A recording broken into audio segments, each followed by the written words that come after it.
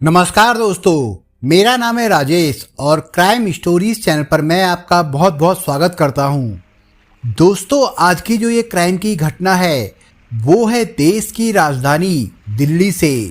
साल 2020 की बात है। भारत की जनता का पहली बार कोरोना महामारी से वास्ता पड़ा था। पूरे देश में लोग संक्रमित हो रहे थे, लगातार मौतें हो रही थी। सरकारी और गैर सरकारी इलाज के इंतजाम कम पड़ गए थे। जून के महीने में कोरोना का तांडव चरम पर था। तभी एक दिन दिल्ली में अदिति सिंह के फोन की घंटी बजी। फोन करने वाली एक महिला थी। उस महिला ने बहुत ही शालीनता से अफसरी लहजे में अदिति से कहा, क्या मैं अदिति सिंह से बात कर सकती हूँ? यस, मैं अदिति बोल रही हूँ। अदिति सिंह ने जवाब दिया, मैम, केंद्र कानून मंत्रालय के सचिव अनूप कुमार जी आपसे बात करेंगे। दूसरी ओर से महिला ने कहा, हाँ बात कराइए। अदिति सिंह ने कहा। लाइन कनेक्ट होने पर दूसरी ओर से किसी पुरुष की आवाज आई, मैम, मैं अनूप कुमार बोल रहा हूँ। ऊपर से आपकी मदद करने के लिए आदेश आया है। कोविड के इस दौर में पीएम और होम मिनिस्टर चाहते हैं कि आप सरकार के साथ मिलकर काम करें, क्योंकि आपके पति हेल्थ सेक्टर के नामी गिरामी आदमी है। ठीक है सर, आप क्या मदद कर सकते हैं और हमें इसके लिए क्या करना होगा? अदिति सिंह ने फोन करने वाले अनूप कुमार से पूछा, मैम, आपको अभी कुछ नहीं करना है। मैं मंत्री जी और हमारे बड़े अफसरों से बात कर आपको जल्दी ही दोबारा फोन करूंगा, अनूप कुमार ने कहा। फोन डिस्कनेक्ट होने के बाद अदिति सिंह कुछ महीने पुरानी यादों में खो गई। करीब अरबों खरबों के साम्राज्य की मालकिन रही अदिति सिंह रैनबैक्सी कंपनी के पूर्व प्रमोटर शिवेंद्र मोहन सिंह की पत्नी है। रैनबैक्सी एक समय में देश की सबसे बड़ी फार्मा कंपनी थी। इस कंपनी के प्रमोटर दो भाइयों मलविंदर मोहन सिंह और शिविंदर मोहन सिंह की कॉरपोरेट जगत में अलग पहचान थी। बाद में 2008 में रैनबैक्सी को जापानी कंपनी दाइची ने खरीद लिया था।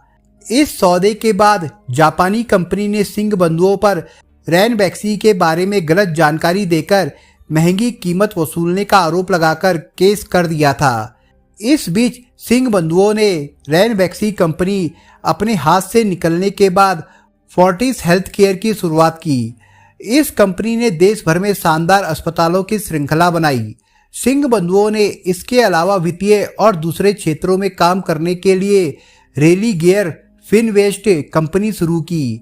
वर्ष 2016 में सिंह बंधुओं ने फोर्ब्स की 100 सबसे अमीर भारतीयों की सूची में 92वें नंबर पर जगह बनाई। उस समय दोनों भाइयों की संपत्ति 8,864 करोड़ रुपए बताई गई थी। बाद में सिंह बंधुओं पर कंपनियों से धोखाधड़ी कर फंड निकालने के आरोप लगे। दोनों कंपनियां संकट में आई तो उनके शेयर धारकों ने दोनों सिंह बंधुओं को निदेशक के पद से हटा दिया। बाद में रेलिगेयर फिनवेस्ट और रेलिगेयर इंटरप्राइजेज ने दोनों सिंह बंधुओं के खिलाफ 237 करोड़ रुपए की धोखाधड़ी की शिकायत पुलिस में दर्ज करा दी। इससे पहले अक्टूबर 2015 में सिंह बंधुओं की कहानी में अध्यात्म का ट्विस्ट आ गया। अक्टूबर 2015 में फोर्टिस की आम बैठक में शिविंदर मोहन सिंह ने कंपनी का काम छोड़ने और अध्यात्म तथा समाज सेवा की ओर मुड़ने की घोषणा की। फिर वे कंपनी की गतिविधियों से अलग होकर राधा स्वामी सत्संग ब्यास से जुड़ गए। शिविंदर की मां निम्मी सिंह पहले से इस डेरे से जुड़ी हुई थी। दिल्ली पुलिस की आर्थिक अपराध शाखा ने रेलिगेयर फिनवेस्ट में धोखाधड़ी के मामले में अक्टूबर 2019 में दोनों भाइयों को गिरफ्तार कर लिया था। सिंह बंधुओं की गर्दिश के दिन रैनबैक्सी कंपनी बेचने के बाद ही शुरू हो गए थे। हालांकि उन्होंने फोर्टिस के 66 हॉस्पिटल की श्रृंखला बनाकर अपने पैर जमाने की कोशिश की थी, लेकिन वित्तीय गड़बड़ियों और कई गलतियों ने उन्हें जेल की सलाखों के पीछे पहुंचा दिया। बाद में उन पर दूसरे मामले भी जुड़ते गए। इस कारण दोनों सिंह बंधु अक्टूबर 2019 से दिल्ली की जेल से बाहर नहीं निकल सके। उनकी जमानत की कोशिश बेकार हो गई। हालांकि गिरफ्तारी से पहले ही दोनों भाइयों में मतभेद हो गए थे। फिर भी दोनों भाइयों के परिवार अपने अपने तरीकों से उनको जेल से बाहर निकालने की कोशिशों में जुटे हुए थे। अरबों रुपए की संपत्तियां होने और भारत ही नहीं कई देशों में मंत्रियों संतरियों से लेकर टॉप ब्यूरोक्रेट से अच्छे संबंध होने के बावजूद वो पैसा उनके कोई काम नहीं आ पा रहा था। ठग सुकेश चंद्रशेखर 2017 से दिल्ली की तिहाड़ जेल में बंद था। उसके तिहाड़ जेल पहुंचने की कहानी अब आप आगे जानेंगे। जेल में बंद सुकेश को जब सिंह बंधुओं की अकूत दौलत और जमानत की सारी कोशिशें बेकार होने का पता चला तो उसने उनके घर वालों को ठगने की योजना बनाई। इसके लिए योजनाबद्ध तरीके से ही अदिति सिंह को कानून मंत्रालय के सचिव अनूप कुमार के नाम से फोन किया गया। कुछ दिन बाद फिर से उसी शख्स का फोन अदिति सिंह के पास आया। ट्रू कॉलर पर फोन नंबर प्रधानमंत्री कार्यालय में सलाहकार पीके मिश्रा का प्रदर्शित हो रहा था। फोन पर अनूप कुमार ने कहा कि मैं स्पीकर फोन पर हूँ, मेरे साथ गृह मंत्री अमित शाह हैं। अनूप ने कहा मेरे जूनियर अभिनव के टच में रहो और मुझे अपने पति के केस से जुड़े सभी दस्तावेज भेजो ताकि उनकी जेल से जल्द रिहाई की व्यवस्था हो सके और वे कोविड के इस दौर में सरकार के साथ काम कर सके। बाद में अभिनव ने खुद को अंडर सेक्रेटरी बताते हुए अदिति सिंह से टेलीग्राम पर संपर्क किया। उसने कहा कि सरकार उनका पूरा सपोर्ट करेगी, लेकिन वो ये बात किसी को ना बताए क्योंकि उस पर खुफिया एजेंसियों की नज़र है। इसलिए सरकार के बड़े लोग लैंडलाइन फोन से बात करते हैं या टेलीग्राम पर संपर्क रखते हैं क्योंकि व्हाट्सएप भी अब सुरक्षित नहीं है। अभिनव ने यह भी बताया कि कई कारोबारी घराने उसके प्रोटेक्शन में है। इस तरह संपर्क कर अभिनव अदिति सिंह का भरोसा जीतता गया। उसे उनकी कंपनियों और तमाम कारोबार सहित घर परिवार की पूरी जानकारी थी। एक दिन अनूप का फोन आया। उसने अदिति से कहा कि पार्टी फंड में 20 करोड़ रुपए जमा कराने होंगे। इसके बाद उन्हें अमित शाह जी या रविशंकर प्रसाद से पार्टी ऑफिस अथवा नॉर्थ ब्लॉक में मिलना होगा। अनूप ने पार्टी फंड का पैसा विदेश भेजने को कहा। बाद में उसने कहा कि हमारा आदमी आपसे ये पैसा ले जाएगा। अदिति के लिए 150 करोड़ रुपए बड़ी बात नहीं थी। वो अपने पति को जेल से बाहर निकालने के लिए सही या गलत तरीके से हर कीमत देने को तैयार थी। पैसे का इंतजाम होने पर रोहित नाम का एक युवक सेडान गाड़ी से एक महिला के साथ आया और उनसे 20 करोड़ रुपए ले गया। बाद में फिर एक बार अनूप का फोन आया। उसने कहा कि पार्टी आपसे खुश है। इस बार उससे 30 करोड़ रुपए की डिमांड की गई। अदिति ने पूछा कि ये पैसे किस काम के लिए होंगे, तो उसे धमकाया गया कि उनके पति पर सरकार नए केस लगा देगी और उनकी जमानत पे ज्यादा मुश्किलें आ जाएंगी। अदिति ने 30 करोड़ रुपए भी दे दिए। फिर एक दिन अनूप का फोन आया। उसने कहा कि गृह सचिव अजय भल्ला आपसे बात करेंगे। अजय भल्ला ने कहा कि आपके पति को आपसे जल्द ही मिलवाया जाएगा। इस तरह कभी किसी मंत्री और कभी किसी टॉप ब्यूरोक्रेट्स के नाम से फोन आते रहे। ये लोग अदिति को उनके पति की जेल से रिहाई की दिलासा दिलाते रहे और बदले में किसी न किसी बहाने से मोटी रकम मांगते रहे। सरकार के भरोसे अपने पति की रिहाई की उम्मीद में अदिति ने अपनी जमा पूंजी, निवेश और जेवरात आदि दांव पर लगाकर इन लोगों को एक साल में अलग अलग किस्तों में 200 करोड़ रुपए दे दिए। इतनी रकम लेने के बाद भी ये लोग उसे धमकाते रहे और विदेश में पढ़ रहे बच्चों को देख लेने की धमकी देते रहे। सरकार के सपोर्ट के बावजूद एक साल बाद भी कुछ नहीं होने पर अदिति ने अनूप कुमार, अभिनव, अजय भल्ला आदि से हुई बातों को याद कर उन पर गौर किया। उसे महसूस हुआ कि ये सब लोग दक्षिण भारतीय हैं। उनकी बातचीत का लहजा दक्षिण भारत का था। अदिति को ठगी होने का शक हुआ तो उसने ईडी के एक अधिकारी से शिकायत की। ईडी के अधिकारी ने दिल्ली के पुलिस कमिश्नर को ये जानकारी दी। इसी साल अगस्त के पहले सप्ताह में दिल्ली पुलिस की आर्थिक अपराध शाखा को इस मामले की जांच सौंपी गई। जांच में पता चला कि अदिति सिंह को दिल्ली की रोहिणी जेल से फोन किए गए थे। पुलिस ने 8 अगस्त को रोहिणी जेल में छापा मारकर सुकेश को गिरफ्तार कर लिया। उसके पास से 2 स्मार्टफोन बरामद हुए। सुकेश से पूछताछ के आधार पर दिल्ली के रहने वाले 2 भाइयों दीपक रामदानी और प्रदीप रामदानी को गिरफ्तार किया गया। वे ठगी की साजिश में भागीदार थे। सुकेश से पूछताछ में ठगी के मामले में जेल अधिकारियों की मिलीभगत भी सामने आई। इस पर जेल प्रशासन ने 23 डिप्टी सुपरिटेंडेंट के तबादले कर दिए और 6 जेल अधिकारियों को निलंबित कर दिया था। पुलिस ने जेल अधिकारियों से पूछताछ के बाद एक डिप्टी सुपरिटेंडेंट सुभाष बत्रा और एक असिस्टेंट जेल सुपरिटेंडेंट धर्म सिंह मीणा को गिरफ्तार कर लिया। सुकेश की ठगी की काली कमाई को कमीशन लेकर सफेद करने के मामले में दिल्ली के एक निजी बैंक के वाइस प्रेसिडेंट मैनेजर कोमल पोद्दार और उसके 2 सहयोगियों अविनाश कुमार और जितेंद्र नरूला को गिरफ्तार किया गया। इस मामले में प्राथमिकी दर्ज करने के बाद ईडी ने 23 अगस्त को सुकेश और उसकी फिल्म अभिनेत्री पत्नी लीना मारिया पाल सहित उनके साथियों के विभिन्न ठिकानों पर छापे मारे। इनके चेन्नई में समुद्र के ठीक सामने बने आलीशान बंगले पर ईडी अधिकारियों ने जब छापेमारी की तो दौलत की चकाचौंध देखकर उनकी आंखें फटी रह गई। इन छापों में 16 लग्जरी और महंगी कारें, 82 लाख रुपए से ज्यादा नकदी और 2 किलोग्राम सोने के जेवरात के अलावा कपड़े, जूते व चश्मों सहित काफी कीमती सामान जब्त किया गया।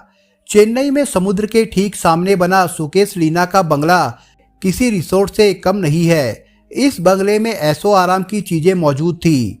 करोड़ों रुपए के इंटीरियर डेकोरेशन, होम थिएटर और तमाम सुख सुविधाएं थी। बंगले में BMW, Mercedes, Bentley, Ferrari, Rolls Royce और रेंज रोवर जैसी करोड़ों रुपए की गाड़ियां खड़ी थी। कीमती फर्नीचर से सुसज्जित बंगले में दुनिया के नामी brand Ferragamo, Chanel, Dior, Louis, Vuitton, Hermes आदि के सैकड़ों जोड़ी जूते तथा बैग मिले थे। फर्श पर वर्साचे जैसी महंगे ब्रांड के कारपेट और इटालियन संगमरमर बिछा था। ईडी को शक है कि ये बंगला सुकेश और लीना की बेनामी संपत्ति का हिस्सा है।